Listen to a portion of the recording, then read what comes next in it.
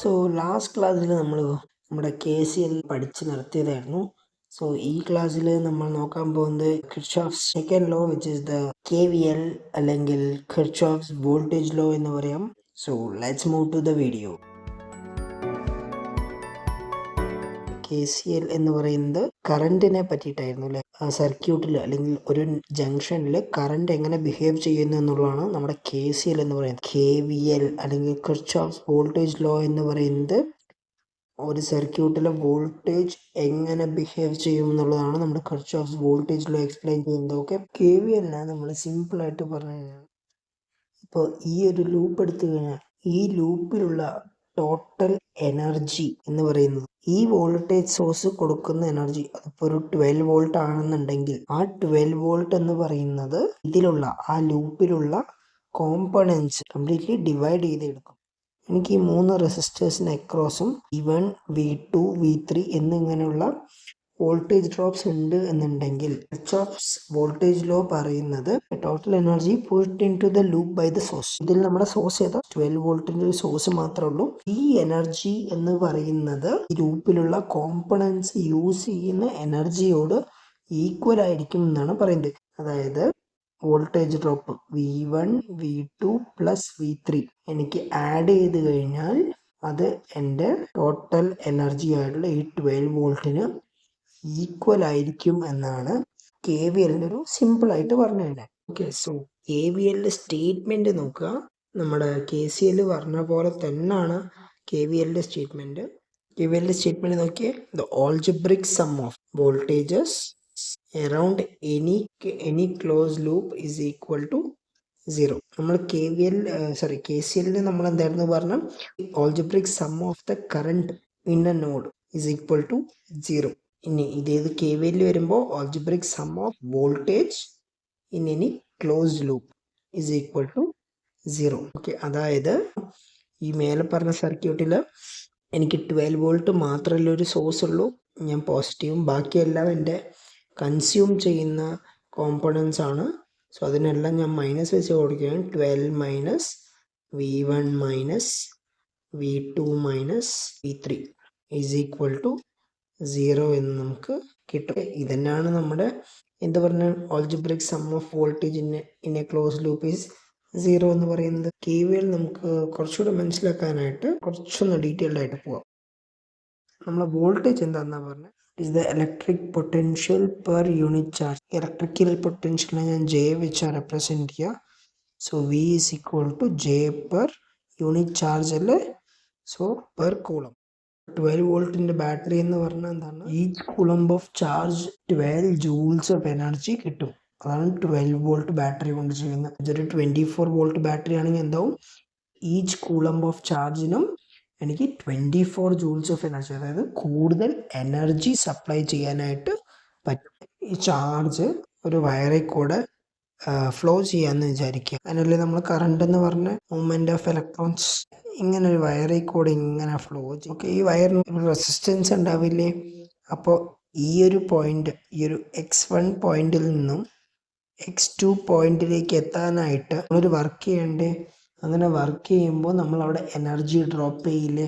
അതല്ലാന്നുണ്ടെങ്കിൽ വേറൊരു എക്സാമ്പിളാണ്, ഒരു റോളർ കോസ്റ്റർ എടുത്തു കഴിഞ്ഞാൽ അതിൻ്റെ ഈ ഒരു പീക്ക് ഉണ്ടാവുമല്ലോ, ആ പീക്ക് വരെ നമ്മൾ എന്ത് ചെയ്യും, നമ്മുടെ റോളർ കോസ്റ്ററിനെ ഇങ്ങനെ ചാർജ് ചെയ്ത് ഈ പീക്ക് വരെ നമ്മൾ കൊണ്ടുവരും. ആ പീക്ക് എത്തിക്കഴിഞ്ഞാൽ പിന്നെ റോളർ കോസ്റ്ററിന് ഒറ്റ വിടല. അത് വിട്ട് കഴിഞ്ഞാൽ പിന്നെ ആ ചാർജ് ആയിട്ടുള്ള എനർജി കൊണ്ട് വേണം എന്ത്, ഈ പാത്ത് ഫുള്ള് കവർ ചെയ്ത് അതിൻ്റെ ഒറിജിനൽ പൊസിഷനിലോട്ട് അതിന് തിരിച്ചെത്താനായിട്ട്.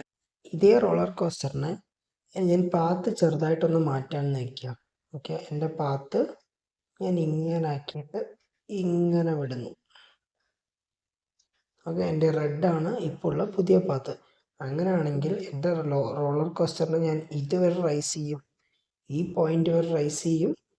ഇവിടെ നിന്ന് ബാക്കിയുള്ള ഈ ഒരു ട്രിപ്പിൻ്റെ ഫുള്ള് ആ റിമൈനിങ് എനർജി വെച്ച് വേണം അത് കറങ്ങി തിരിഞ്ഞ് എത്താൻ. സപ്പോസ് റോളർ കോസ്റ്ററിന് എനിക്ക് ഇവിടെ എത്തിയപ്പോൾ എനിക്കൊരു എനർജി ഉണ്ടായിരുന്നു. ഓക്കെ, ആ എനർജി കറക്റ്റായിട്ട് ഡ്രോപ്പ് ആവുകയാണെന്നുണ്ടെങ്കിൽ ഞാൻ എൻ്റെ ചാർജ് 0 ആയിരുന്നു, അത് ഇവിടെ എത്തിയപ്പോൾ ഒരു 10 ആയി എൻ്റെ ചാർജ്. അപ്പം എനിക്ക് 10 നിന്ന് 10 പോയി 9 ആയി 8 ആയി 7 ആയി 6 ആയി 5 4 3 2 1 0 എത്തുമ്പോൾ എൻ്റെ ബാക്ക് ടു ഒറിജിനൽ പൊസിഷൻ ആവും. ഇനി ഇത് നടന്നില്ല എന്ന് വിചാരിക്കുക. ഇവിടെ എത്തുമ്പോൾ ഞാൻ പറഞ്ഞു 10 ആയിരുന്നു എനർജി എന്നില്ലേ. ഈ 10 എനർജി വെച്ചിട്ട് ഈ നമ്മുടെ പാത്തിൽ ഈക്വൽ ആയിട്ട് അല്ല ഡിവൈഡ് ആവുന്ന, അല്ലെങ്കിൽ എൻ്റെ ടോട്ടൽ എനർജി പോരാ, എൻ്റെ കയ്യിലുള്ള എനർജി പോരാ ആ പാത്ത് കംപ്ലീറ്റ് ചെയ്യാൻ എന്നുണ്ടെങ്കിൽ എന്ത് പറ്റും? ഇവിടെ 10 ഉണ്ടായിരുന്ന സാധനം 9 8 7 6 5 4 3 2 1 0 എന്ന് പറഞ്ഞു 0 ആകുമ്പോഴേ ഞാൻ ഇവിടെ എത്തിയിട്ടുള്ളൂ. എനിക്ക് തിരിച്ച് ഇവിടെ എത്തണം.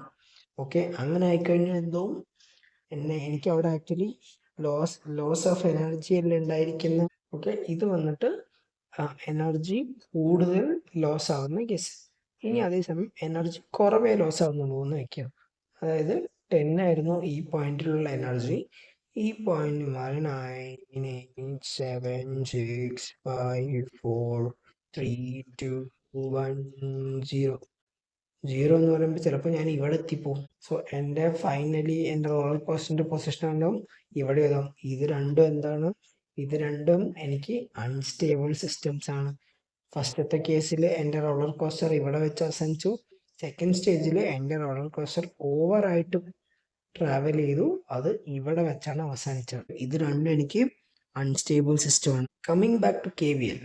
ഈ KVL ഈ പറഞ്ഞ പോലെ ഫോൾസ് ആയി എന്ന് വെക്കാം. അതായത് നമ്മൾ അപ്പോഴെടുത്ത അതേ സർക്യൂട്ട് എടുക്കാം. ഓക്കെ, V1 V2 V3 എന്ന് ഞാൻ എടുക്കുന്നു. നമ്മൾ അപ്പോഴേ പറഞ്ഞു, അതായത് ഈ സോഴ്സ് വോൾട്ടേജ് എന്ന് പറയുന്നത് ഈ കോമ്പണൻസിൽ ഡിവൈഡ് ആവുന്ന വോൾട്ടേജിന് ഈക്വൽ ആയിരിക്കും. റോളർ കോസ്റ്ററിൻ്റെ കേസിൽ പറഞ്ഞില്ലേ, ഇത് ട്രൂ ആയില്ല എന്നുണ്ടെങ്കിൽ, അല്ലെങ്കിൽ ഈക്വൽ ആയിട്ട് ഡിവൈഡ് ആയില്ല എന്നുണ്ടെങ്കിൽ എന്താവും? എനിക്ക് 12 വോൾട്ടിൻ്റെ സപ്ലൈ ഉണ്ട്. എനിക്ക് ഈ V1 V2 V3 ചേർത്തിട്ട് 15 വോൾട്ട് എന്നൊരു ഇത് വരികയാണെന്ന് വെച്ചോ.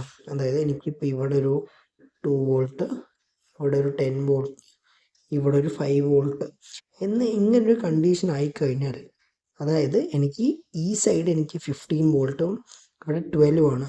അതായത് എനിക്ക് കൂടുതൽ ഇലക്ട്രോൺസ്, എൻ്റെ ഇവിടെ നിന്ന് പോകുന്ന ഇലക്ട്രോൺസ് കുറച്ചാണെങ്കിൽ, ഒരു E1 ഇലക്ട്രോൺസ് ആണെങ്കിൽ അതിനേക്കാളും കൂടിയിട്ടുള്ള E2 നമ്പർ ഓഫ് ഇലക്ട്രോൺസ് എനിക്ക് തിരിച്ചെൻ്റെ സോഴ്സിലോട്ട് എത്തും. KCL പറഞ്ഞ പോലെ തന്നെ എവിടെ നിന്നും ഇല്ലാതെ നമുക്ക് എനർജി ഉണ്ടാക്കാൻ പറ്റും, which violates the thermodynamics law, അല്ലെങ്കിൽ ഇൻഫിനിറ്റ് എനർജി നമ്മൾ അവിടെ ഉണ്ടാക്കും. ഇതേപോലെ തന്നെ തിരിച്ചാണ് ഉണ്ടാകുന്ന നിൽക്കുക. നമുക്ക് 12 volt is equal to V1 V2 plus V3 ആണ്.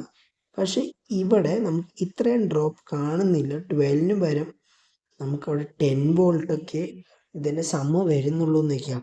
അങ്ങനെയാണെങ്കിൽ നമ്മുടെ എനർജി ഡിസ്ട്രക്ഷൻ അല്ലേ.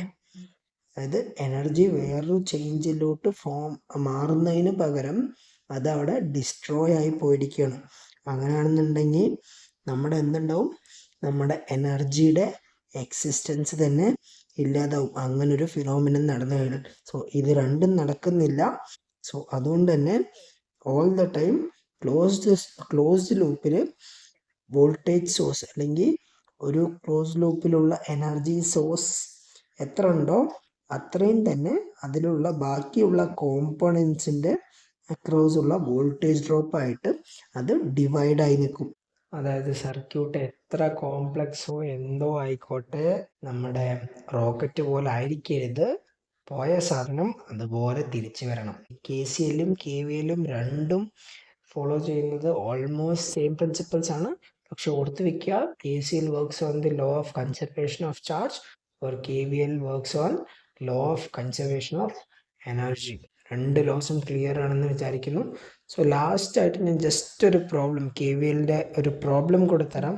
സോ ഈ ഒരു പ്രോബ്ലം നോക്കുക. ഈ ഒരു പ്രോബ്ലത്തിൽ നമുക്ക് മനസ്സിലായി, ഈ 1 വോൾട്ടിന് അക്രോസ് സെയിം ഇതായതുകൊണ്ട്, അല്ലെങ്കിൽ പാരലൽ ടു സോഴ്സ് ആയതുകൊണ്ട് തന്നെ ഇവിടെ നമ്മുടെ വോൾട്ടേജ് ഡ്രോപ്പ് 5 തന്നെ ആയിരിക്കും. My question is, what will be the voltage drop across the 5 ohm resistor? എത്ര എന്നുള്ളത് നിങ്ങൾ കണ്ടുപിടിച്ചിട്ട് കമൻറ്റ് സെക്ഷനിൽ അറിയിക്കുക. That's all for today's video. Bye bye.